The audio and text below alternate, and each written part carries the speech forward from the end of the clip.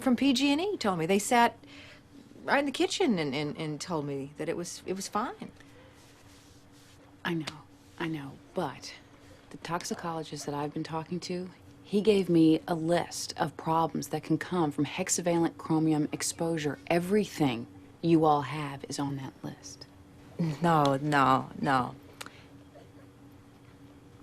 No, that's not what our doctor said. He said that, well, that one's got absolutely nothing to do with the other. Right. But PG&E paid for that, doctor. Putting this whole thing to rest, PG&E is willing to offer the Jensens $250,000 for their home.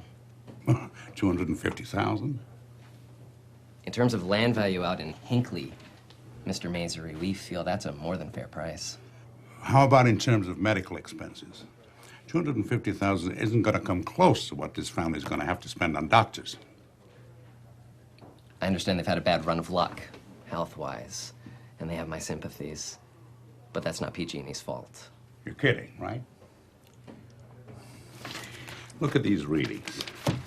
PG&E's own technicians documented toxic levels of hexavalent chromium in those wells on numerous occasions.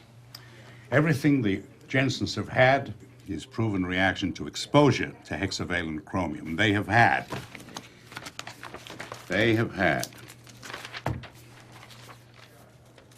Breast cysts, uterine cancer, Hodgkin's disease, immune deficiencies, asthma, chronic nosebleeds. A million things could cause those problems.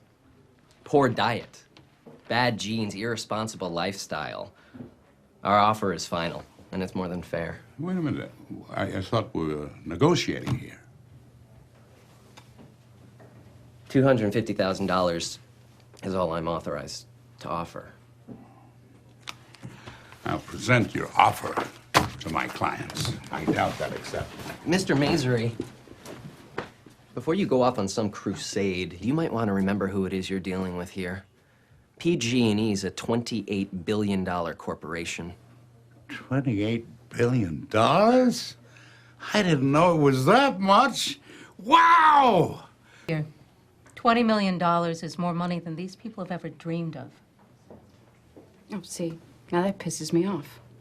First of all, since the demur, we have more than 400 plaintiffs, and let's be honest, we all know there are more out there. They may not be the most sophisticated people, but they do know how to divide, and $20 million isn't shit when you split it between them. Aaron? Second of all, these people don't dream about being rich. Ours. So before you come back here with another lame-ass offer, I want you to think real hard about what your spine is worth, Mr. Walker.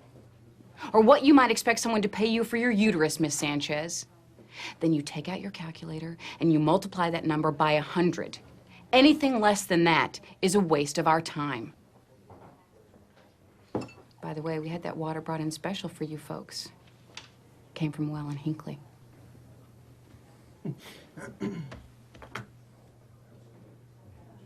I was working in the compressor, and out of nowhere, the supervisor calls me up to the office and says, "We're gonna give you a shredder machine and send you on down to the warehouse to get rid of the documents we got stored there." Did you get a look at the stuff you destroyed? There's a lot of dull stuff, vacation schedules and the like. But then there were a few memos about the holding ponds, the water in them. They had readings from the test wells. Stuff like that. The one that I like best says, and well, I'm paraphrasing here, but it says, yes, the water's poisonous, but it would be better for all involved if this matter was not discussed with the neighbors. It's to the Hinckley Station from PG&E headquarters. Stamp received March 1966.